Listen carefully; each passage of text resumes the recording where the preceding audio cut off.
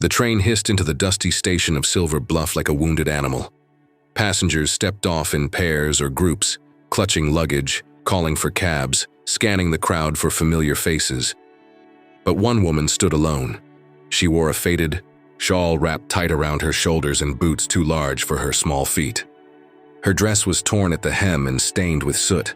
Strands of chestnut hair clung to her cheeks, damp with sweat and dust. A deep bruise bloomed along her jawline, half hidden beneath her scarf. The station master leaned out from his booth.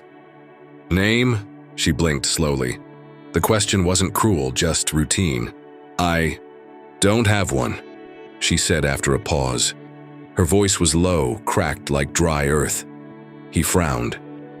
"Well, everyone's got a name, miss. Not anymore." He opened his mouth to say something, but stopped. There was something in her eyes, something wild, haunted. He handed her a slip of paper with a half-hearted shrug and turned to the next passenger. She wandered through the town square, clutching a small cloth bag to her chest, like it held her only reason for breathing. Children stared. A merchant muttered something about loose women under his breath. At the boarding house, the owner took one look at her and slammed the door shut. By sundown, she had found a spot behind the general store where the ground was, dry and shielded from wind. She curled up, using her bag as a pillow.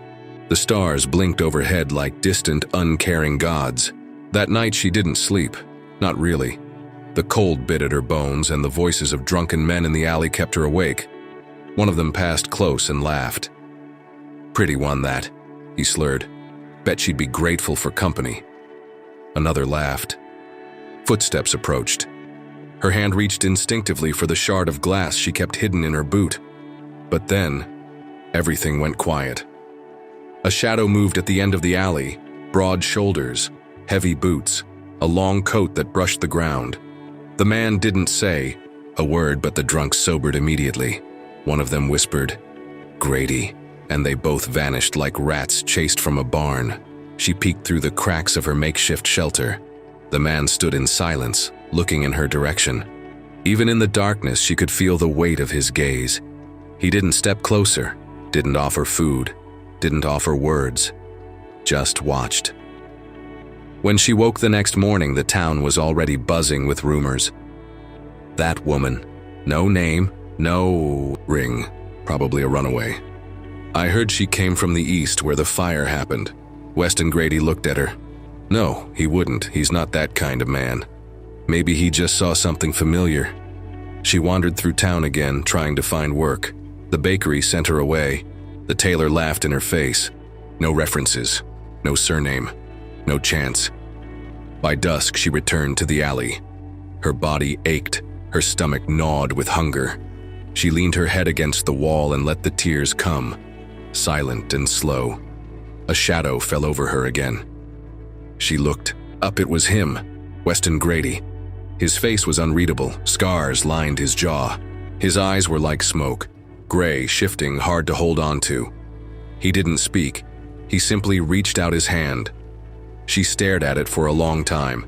And then, because she had no husband, no name, and no place to go, she took it. Weston didn't lead her through town. He led her around it, down a trail no one used, past the dry creek bed and into the foothills where the land turned harsh and silent.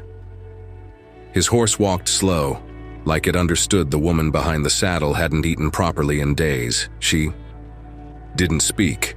Neither did he. The only sound was the wind catching dry grass and the distant cry of hawks overhead. She held tight to the saddle horn, unsure if she was being rescued or taken.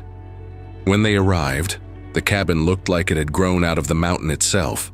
Low, weathered, half-covered in climbing vines. Smoke rose from the chimney. There was no welcome sign, no lantern to greet her. Weston dismounted, tied the horse, and opened the door without a word. He glanced back once. She hesitated, then stepped inside. The inside smelled of cedar and tobacco. A stone fireplace glowed low, casting flickers of light on the wooden walls.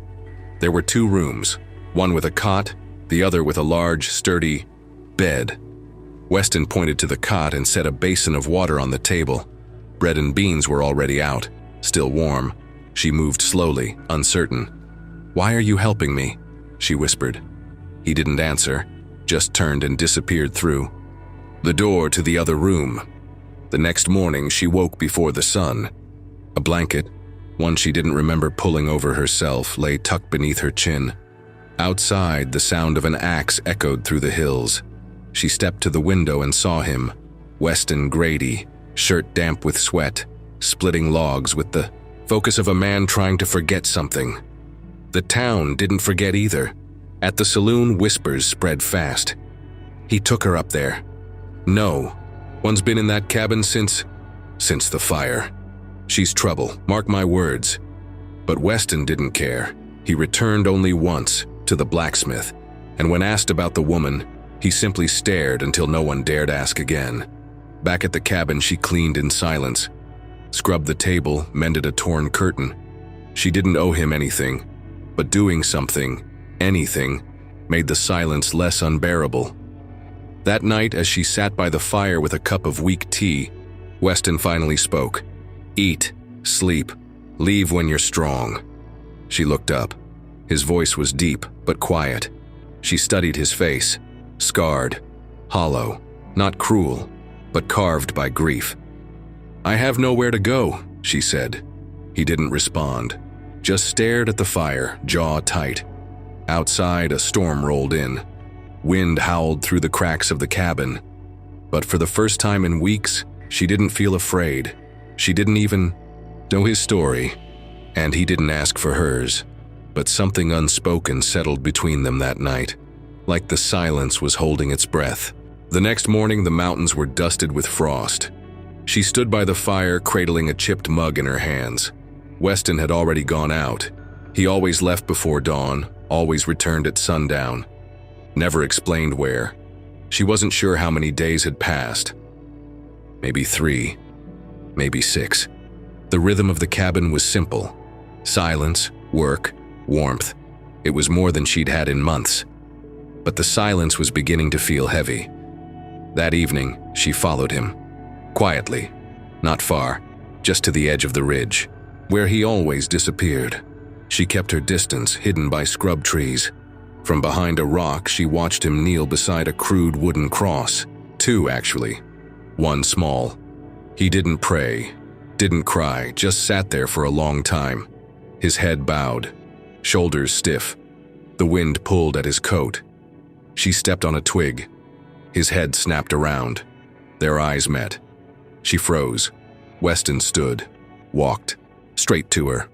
She braced herself, fear spiked in her chest, but he didn't raise his voice. He didn't grab her, he just said, "Don't follow me." She nodded. "I'm sorry." That night, she packed her things. A few clothes, the half-eaten loaf of bread, a piece of soap she'd found. He didn't owe her anything. She shouldn't have come, shouldn't have stayed. Before dawn, she left the cabin on foot, headed down the mountain trail alone. But the land was colder than she remembered. Her legs trembled from hunger. Her boots blistered her feet. By midday, she collapsed near a dry riverbed. The sky turned darker. She thought of her father's voice, cold and final. Her fiancé's hands, too rough, too demanding. The locked room, the slap, the silence that followed her like a shadow. She had no name, no husband, no destination. And now, no strength. When she opened her eyes, the sun was gone, but the stars weren't out yet. A shape loomed above her. Weston. He didn't speak. He just lifted her as if she weighed nothing and carried her back up the mountain. She was too tired to fight him. When they reached the cabin, he didn't set her down on the cot. He took her to the big room, to the bed. He placed her there gently, pulled the blanket over her, and left. A moment later, she heard something she hadn't heard before. A door closing softly, then another, then silence. She was alone in his room. She curled beneath the quilt and let herself cry, not from fear, from confusion, from something she didn't know how to name. She woke to the smell of bacon. It didn't make sense. She hadn't asked for it, hadn't even seen Weston the night before after he carried her back. But now, on the wooden table by the window, there was a plate, still warm, still steaming, bread, eggs, and bacon. He was gone again. She sat on the edge of the bed, unsure if she should eat. Then her stomach made the decision for her. She finished everything. As she cleaned the plate, her eyes wandered across the room, Weston's room. She hadn't really looked before. Now she did. There was a small shelf with only 3 books. One was a worn Bible. The other 2 had no titles left on the spines. A comb. A silver pocket watch stopped at 4:16. A pair of children's boots by the door. Dusty, but still perfectly upright. She opened the wardrobe. Inside, among the neatly folded shirts, was a pale blue dress.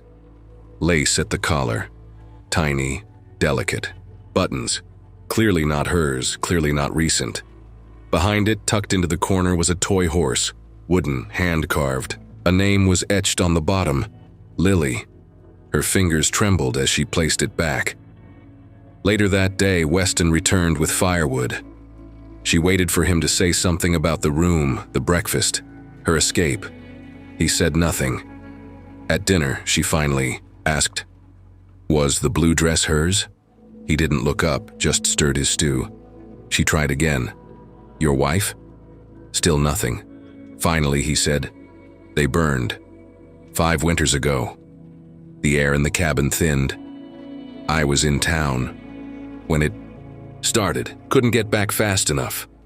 She swallowed. "I'm sorry," nodded once. "I couldn't leave the room," she whispered. "When I ran, I had nothing." He didn't ask her to explain, didn't need to. That night, the wind howled through the cracks again. She sat by the fire, her knees pulled up to her chest. Weston took the chair across from her. Still no words. But for the first time, he didn't retreat to the other room.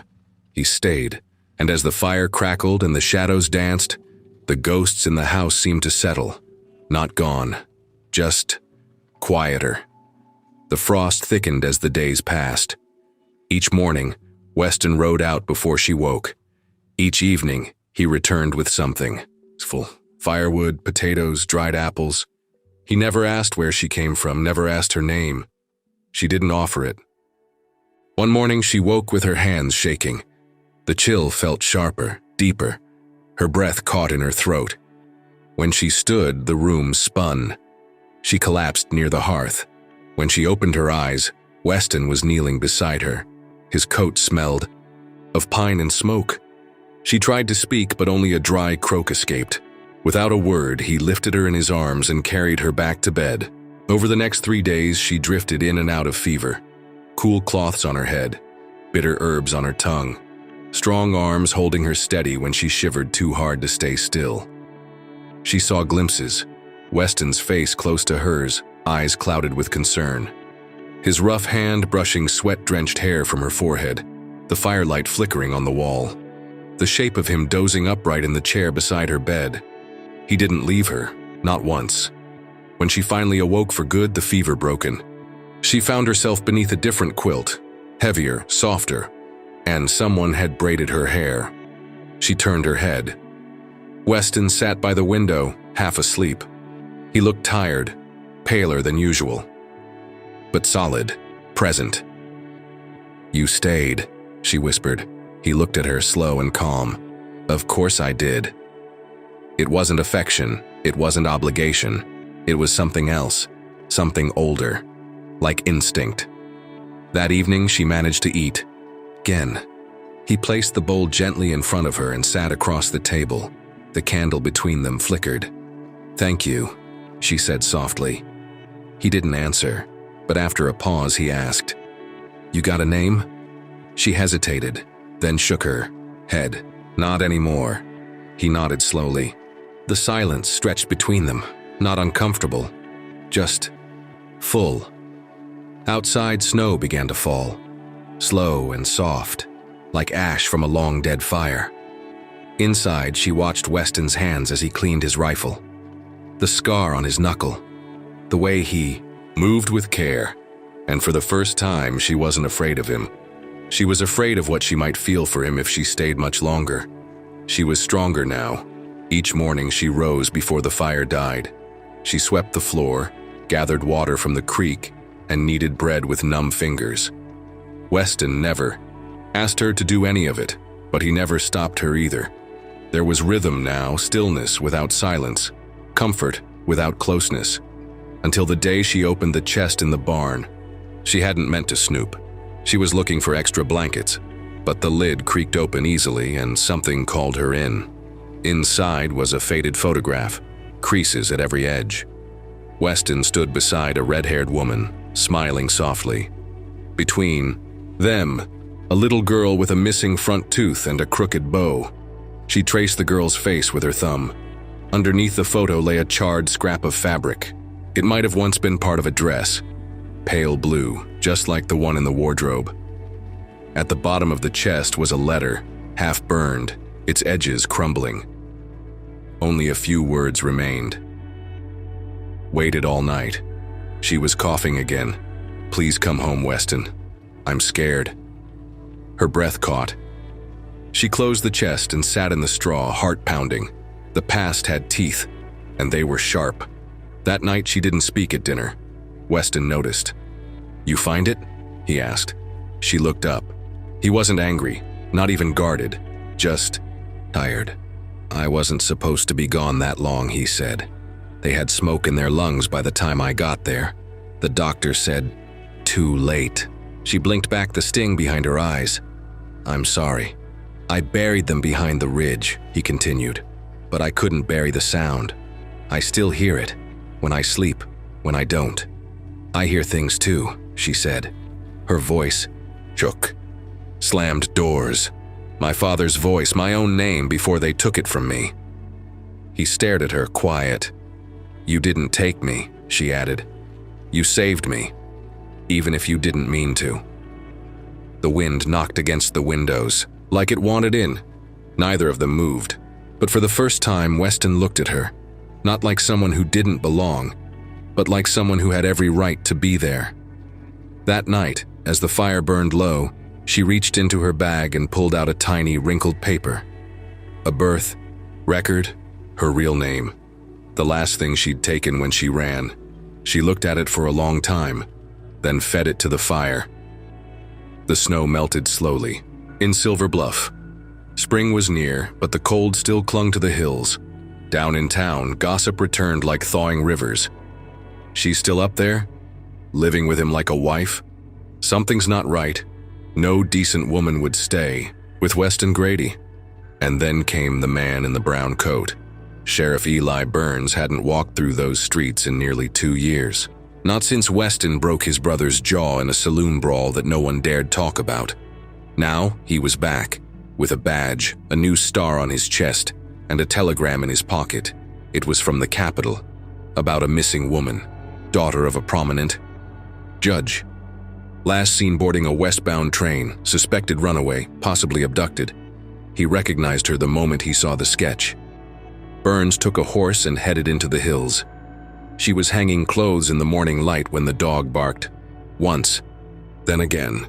She turned to see a man on horseback approaching the cabin with a sheriff's star pinned to his chest. She froze. Weston stepped out from behind the barn, rifle slung across his back.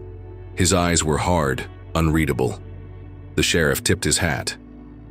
Didn't expect to see you playing house, Grady. You're not welcome here, Weston said. Burns ignored him, looking at her instead. Miss, you all right? She didn't answer. Name's Sheriff Burns. Folks down east are looking for you. Said you were taken by force. I wasn't, she said. Then why no word, no telegram, no letter? I didn't want to be found. Burns laughed. That's not how the law works, sweetheart. You're somebody's daughter, somebody with power. And right now, you're considered missing property. She's not property, Weston growled. You think the judge cares what you say? In one smooth motion, Weston stepped between her and the sheriff. She's not going anywhere, he said, low and steady. Burns reached for his gun. Weston didn't move. She stepped forward, voice sharp. If you take me, I'll scream. I'll say you hurt me. I'll say anything. I'd rather die in this cabin than go back. Burns narrowed his eyes. You're making a mistake. She met his stare. I already made one. When I let people decide my life for me. Silence. Then Burns turned his horse. You'll regret this, he muttered. They watched him ride away until he was gone from sight. Only then did Weston lower his shoulders. She touched his arm just once and he let her. The sheriff didn't take defeat kindly. 2 nights later, the sound of hooves shattered the quiet. Weston was already at the door, rifle in hand. She moved to his side, heart pounding. Outside, 3 men dismounted. Burns was among them, lantern in one hand, pistol in the other. I gave you a chance, Grady, he shouted. This time I'm not asking. Weston didn't answer. He just moved to the front porch, calm as ice. She's not yours, Burns growled. You're harboring stolen blood. She belongs to no one, Weston said. Not even me. Behind Weston, she grabbed the shotgun hanging by the hearth. Her hands shook. Her breath came fast, but her mind was clear. The last time someone came to take her, she'd stayed silent. Not now. The first shot rang out like thunder. One of the deputies fell, clutching his leg. Gunfire exploded in the dark. Weston moved with terrifying precision, firing, reloading, shifting position. Burns dove behind the water trough. The third man tried to flank the cabin but was stopped cold by a slug to the shoulder. Then everything went still. Smoke hung low. The porch rail was splintered. The dog whimpered from under the stairs. Weston stepped forward, boots crunching, over broken glass. Burns raised both hands. All right, all right. She stood behind Weston, still holding the shotgun. Go, Weston said. Burns hesitated. This isn't over. It is for you. The sheriff mounted his horse with a sneer and disappeared into the trees. Inside, she dropped the shotgun. Her hands were numb. Weston turned to her. You, okay? She nodded, though she wasn't sure if it was true. I'll fix the door, he said. I'll make tea, she replied. Neither of them smiled, but something shifted, like a wound that finally stopped bleeding. That night, Weston cleaned his wounds at the table while she sewed the rip in his sleeve. When her fingers brushed his arm, he didn't flinch. You could have let me go, she whispered. I didn't want to, he said. She looked up. I didn't want to either, she replied. And for the first time, he reached for her hand, not with possession, not with apology, but with quiet promise. The cabin healed slowly. Weston rebuilt the porch rail with fresh cedar from the ridge. She planted herbs beneath the kitchen window, basil, thyme, a little lavender she'd saved from her old bag. He didn't ask why. He just brought her more seeds. Some days, he spoke. A few words. Fewer than most men used in an hour, but every one of them mattered. She came to know the shape of his silence, what it meant when he looked at the sky, or when he stood too long. At the edge of the field. He still visited the graves, always alone. She never followed again. But one afternoon, he came back carrying something wrapped in canvas. She opened it carefully. It was a carved sign, simple and rough. Home. Just that. Not Grady Ranch. Not the cabin. Not Lily's Rest. Just home. She helped him hang it above the door. That evening, they ate together by lamplight. She reached across the table, her fingers brushing his knuckles. I want to stay, she said. He looked up. You already have. Still, a shadow lingered in her heart. One final piece. Late one night, when he was asleep in the chair by the fire, she stepped outside with a single envelope in hand. The last thing that tied her to the world she left behind. She walked to the edge of the ridge, where the wind still carried voices if you listened hard enough. She held the envelope over the flame of her lantern until it caught. She didn't watch it burn. She watched the stars instead. By spring, the hills bloomed wild with color. The dog followed her everywhere now, tail wagging with each step. Weston built a second chicken coop. She painted the bedroom window blue. One morning, she found a new pair of boots by the door. Small, worn in just enough. A note tucked inside. For the one who walks beside me, no signature. She slipped them on. They fit perfectly. The creek sang louder in spring. Birds returned to the trees above the ridge. The lavender she planted pushed, up through the soil, small but stubborn. She knelt in the garden one morning, hands deep in the earth, when she heard Weston's boots behind her. He didn't speak. He simply sat on the step, watching her work with the calm of someone who'd finally stopped running from ghosts. She looked up. "Do you ever wonder what people say about us down there?" He shrugged. "They don't know us." She smiled. "No, they don't." That evening, as the sun dipped low and painted the hills gold, she pulled out a piece of parchment. She wrote, for the first time in months, not a letter, not a confession, a story. There was a woman with no husband, no name, and no place to go. She was supposed to disappear. She was supposed to stay silent. But then a man who said nothing and lost everything made space for her pain. Not with flowers, not with promises, but with room to breathe. With stillness. With staying. She left the story folded on the windowsill under a small stone. The next day it was gone, but a note was left in its place. Stay as long as you want. Some months later, a traveler passed through Silver Bluff. He told a story at the saloon about a cabin in the hills where a feared man lived with a woman no one remembered. A place with no gate, no name, just two people who looked at each other like they'd come back from the dead. In a world quick to judge, quick to label, and quicker to discard, she found a place where silence wasn't punishment, but peace.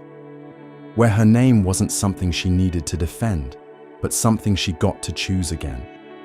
And maybe that's what we all want in the end. Not rescue, not revenge, just a quiet place to be seen, and the one person who won't look away. Tell me, if you had no name, no past, no promises left to chase, where would you go? And who would you hope to find waiting at the end of the road? Share your reflections in the comments below. And don't forget to like, subscribe, and come back for more stories where love rises from the ashes.